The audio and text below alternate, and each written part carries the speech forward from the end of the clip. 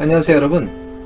2020년 안전한 삶을 위해서 20가지 위험을 소개해드립니다. DLF 사태와 같은 위험 다시는 당하지 마셔야죠. 그 재발 방지용 체크리스트입니다. DLF 사태는 불안전 판매도 원인이지만 금융 소비자가 세계 경제 위험에 대해서 관심을 가져야 된다는 것도 강조하는 사건입니다. 금융상품의 세계화, 복잡화는 불가피한 현실입니다. 세계경제의 기본적인 위험 리스트를 알고 경제, 금융의 의사결정 시 반드시 체크하세요. 상황이 미심쩍은 경우는 의사결정을 유보하거나 안전자산을 찾으시기 바랍니다. 경자년 2020년 경제전망이 쏟아져 나오고 있습니다. IMF 전망대로 내년은 세계경제가 소폭 회복될 전망입니다. 다수 리서치 기관이 복잡한 수치와 자료를 바탕으로 경제와 투자 유망 섹터, 산업, 종목을 분석하고 있습니다.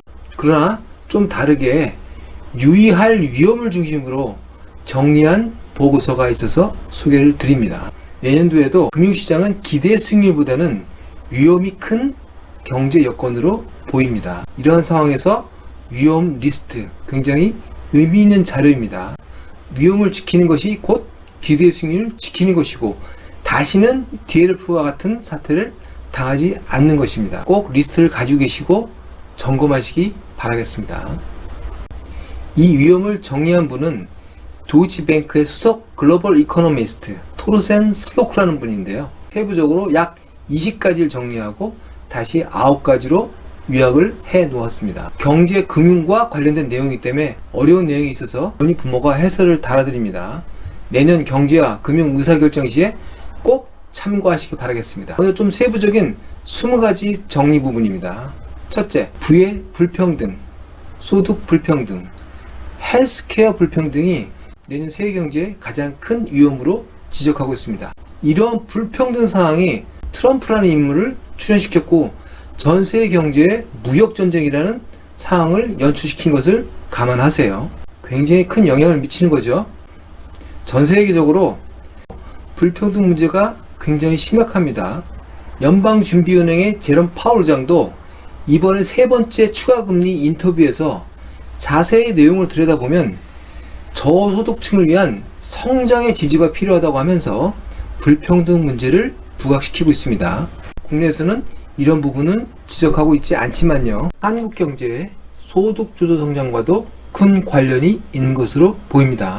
다소 의외지만 불평등 문제가 2020년 세계경제 위험의 첫 번째 관심거리입니다. 다음 두 번째는 1단계 미중 협상 딜이 합의되지 않은 채 유지되거나 1단계 합의 이후에도 미중 무역 분쟁의 불확실성이 지속되는 상황입니다. 이 보고서가 만들어지는 시점인 최근까지 1단계 합의에는 기초적인 농산물 구입, 중국 국유시장 개방 등이 포함되어 있는 것으로 알려지고 있는데요. 현재는 1단계 합의도 불투명합니다. 더 나아가서 본격적인 중국 경제 구조 조정 내용은 2단계 이후로 쑥 미뤄졌습니다. 협의가 상당 기간 이월될 것으로 보이고요. 내용이 만만치 않기 때문에 그렇습니다. 2020년에도 미중 무역 협상의 불협화음은 지속될 가능성이 있고요. 여기에 유럽과의 자동차 관세 문제도 새로 얹혀질 예정입니다. 우선 당장 12월 15일 최종 중국 수입품 관세 부과 후에는 내년에 글로벌 경기가 본격적으로 악화될 것으로 예상이 됩니다. 심각한 문제일 수 있습니다. 세 번째도 미중 무역 분쟁 얘기인데요. 미국이 발발하는 이 무역 전쟁이 기업들의 고정 투자 결정에 큰 부담이 되고 있다고 합니다. 이 무역 전쟁은 협상 상대방은 물론이고 미국에도 큰 부담이 되고 있습니다. 생산활동 전망을 보여주는 PMI가 급속도로 악화되고 있고요. 생산 전망이 악화되니까 기업이 설비 투자 등의 투자는 투자가 크게 악화되고 있습니다. 투자가 악화되면 GDP에 부담을 주면서 경기 둔화, 가속화 요인이 되겠습니다. 무역 분쟁에 의한 기업의 고정 투자 악화가 세 번째였습니다. 네 번째는 중국, 유럽, 일본의 저성장과 이에 따른 미 달러의 평가 절상입니다. 중국, 유럽, 일본은 글로벌 경제의 2위, 3위, 4위 경제 규모 국가입니다. 전 세계 GDP의 상당 부분을 차지하고 있고요. 중국, 유럽, 일본의 저성장 지속으로 인한 달러 강세 시에는 취약한 신흥국 경제가 더욱 돌발적으로 악화될 수 있습니다. 글로벌 경제에 큰 동요가 있을 수도 있습니다. 다섯 번째는 트럼프 탄핵 불확실성과 연방정부 폐쇄 가능성입니다. 머니부머의 별대 보고서에서 탄핵 불확실성에 대해서는 따로 보고를 드렸습니다. 금융시장에 큰 영향이 없을 거라는 것을 말씀을 드렸고요. 주로 이 내용은 단기적인 미 국내 금융시장 영향이 예상이 됩니다. 여섯 번째로는 미국 대선의 불확실성과 조세정책, 규제, 자본 지출에 대한 영향입니다. 2017년, 18년 트럼프의 조세 감면 정책, 재정 정책으로 미국 경제가 11년째 성장을 이어가고 있습니다. 전 세계에서 나 홀로만 성장하고 있는 상황이고요. 미 대선의 결과에 따라서 이러한 기조에 영향을 받으면 전 세계적인 충격도 예상이 됩니다. 유념을 하셔야 되죠. 미국 대선, 우리의 삶에 큰 영향을 줄 수도 있다는 점 관심을 가지셔야 됩니다. 일곱 번째로는 미국과 전 세계 성장을 주도하고 있는 IT 산업에 대한 전 세계적인 반독점, 개인정보 보호, 기술 규제의 추세입니다. IT 산업의 기업 실적 둔화, 전 세계 산업의 성장에 제약을 가져올 수 있습니다. 우리나라도 IT 산업 의존도가 높습니다. 이러한 전 세계적인 규제 추세가 큰 영향을 받을 수 있습니다. 관심을 가지셔야 됩니다. 여덟 번째는 조금 전에 말씀드린 대선 결과에 대한 불확실성과 연관이 되어 있는데요.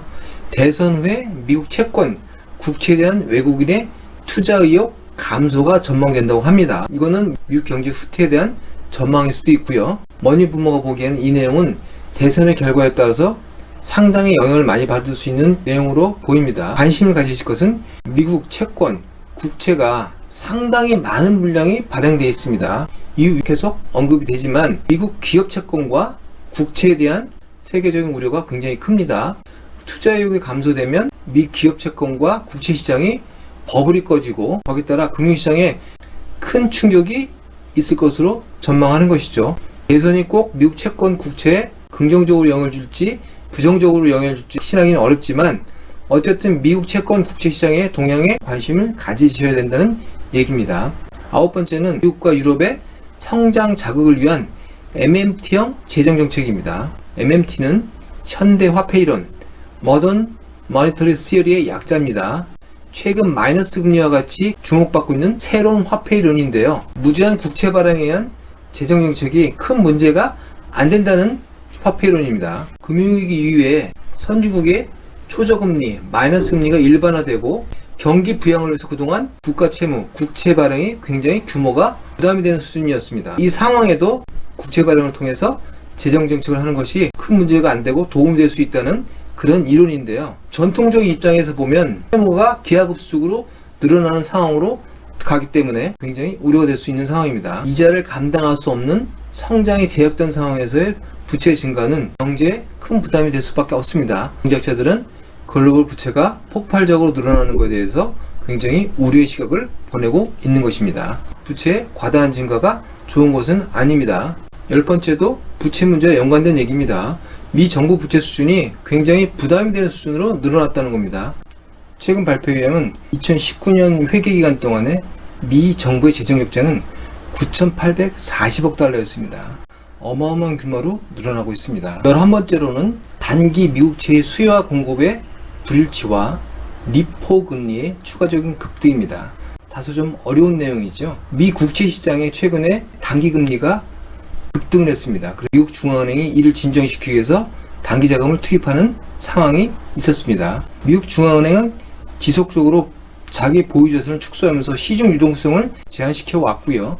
정부 재정 때문에 국채 발행도 늘어나면서 시중 유동성이 줄어든 것도 이 원인으로 지정이 됩니다.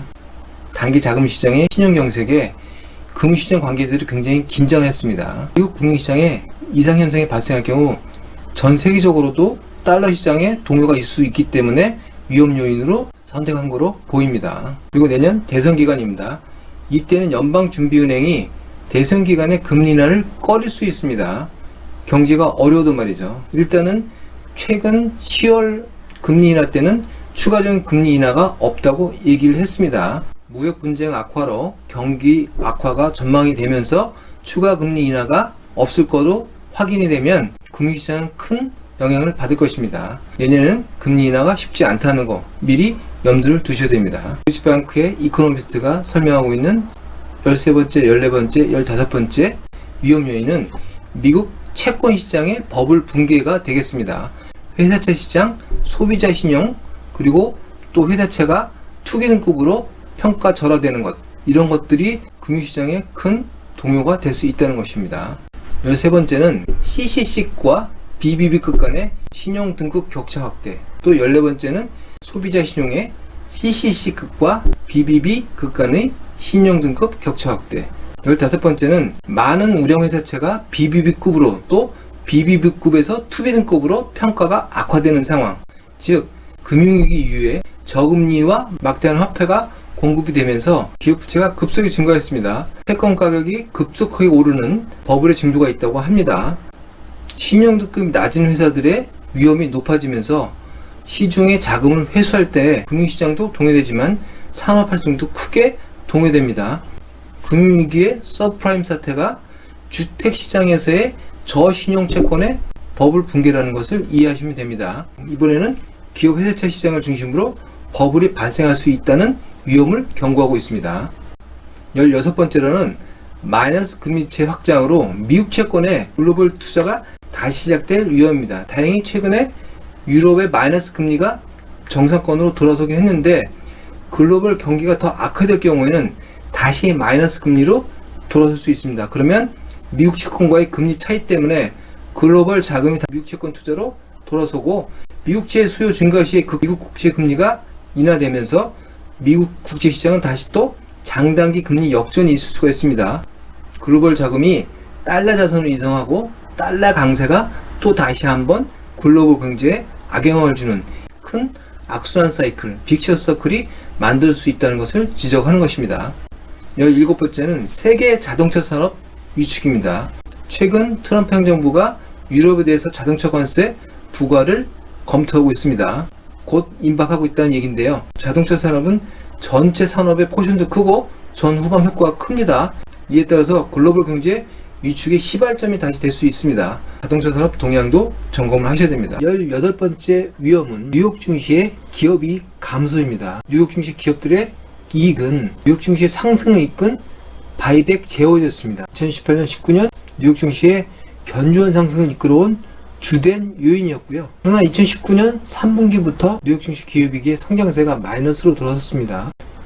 만일 연말에도 미중 무역 분쟁이 진전이 없고 유럽과의 또 다른 자동차 관세 전쟁 등이 불거질 경우에는 미국 증시의 기업이익 또다시 악화될 수 있습니다. 바이백 재원의 소멸은 2020년 뉴욕 증시의 큰 악재로 작용할 것으로 예상됩니다. 19번째, 호주, 캐나다, 스웨덴의 주택가격 붕괴입니다. 호주, 캐나다, 스웨덴의 주택가격의 버블이 심하다고 합니다. 미국 주택가격에 대한 버블도 경고하는 뉴스들이 있습니다. 미국도는 선진국 경제 호황이 저금리와 통화 완화 정책에서 시작됐기 때문에 이 부정적 신호가 주택가격 붕괴에서 올 수가 있습니다. 지난번에 미국에서 시작됐지만 호주, 캐나다, 스웨덴 등 어디서든지 주택가격 붕괴의 신호가 시작이 되면 순식간에 확산될 수 있는 위험이 있는 것이죠.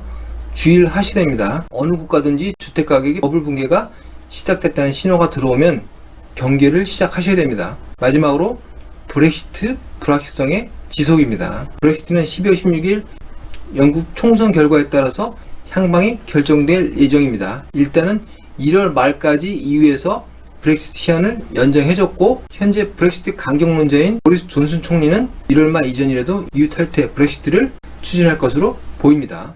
지금까지 말씀드린 것들을 좀 더 요약을 해보겠습니다. 핵심 요인은 9가지로 요약이 되는데요. 첫 번째가 무역전쟁이고요. 두 번째, 유럽, 중국, 일본의 성장 둔화입니다. 세 번째는 미국의 기업조세 감면 효과가 약세로 돌아서면서 미국 성장의 둔화입니다. 네 번째, 미국 경제를 지탱해온 미국 소비가 언제 약화될지 지켜보고 있고요. 다섯 번째, 미국채 발행 속도입니다. 여섯 번째, 불평등, 포퓰리즘의 전세계적인 확산으로 인한 정치적 소음입니다. 일곱 번째, 독일의 재정정책 확장을 들고 있는데 이것은 도이치뱅크이기 때문에 들어오는 것 같습니다. 여덟 번째는 마이너스 금리가 전 세계 위험의 주요 요인이기도 했고, 아홉 번째는 다음 경기 후퇴를 대비하는 정책적인 대응입니다. 일본의 20년 장기 불황에 대한 경제학자들의 결론은 잘못된 경제 금융 정책으로 요약되고 있습니다. 글로벌 경기가 후퇴가 시작될 경우, 세계 각국의 경기가 후퇴가 시작될 경우에 어떻게 효과적으로 대처할지, 그 정책 자체가 심각한 위험으로 될 수 있다는 것입니다.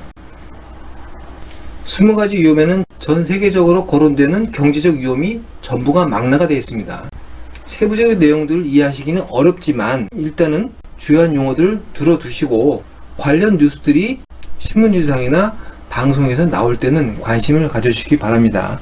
그리고 어떤 중요한 의사결정을 하시고 금융상품 투자를 하실 때 이 체크리스트 중에 중요한 내용 점검을 하시고 금융상품 판매인 혹은 금융 어드바이저한테 확인을 하시기 바랍니다. DLF 사태 같은 경우는 상당 부분 회피할 수 있을 거로 머니부먼은 생각합니다. 기대 수익 높은 투자처도 중요하지만 위험을 회피하고 점검하시는 것이 먼저 필요하다는 생각입니다. 그런 관점에서 부족하지만 위험 체크리스트를 소개해드렸습니다. 지금까지 외신 속에서 경제와 금융의 중요한 정보를 찾고 해설해드리는 머니 부모였습니다. 안전한 2020년 경제년을 준비하시기 바라겠습니다. 감사합니다.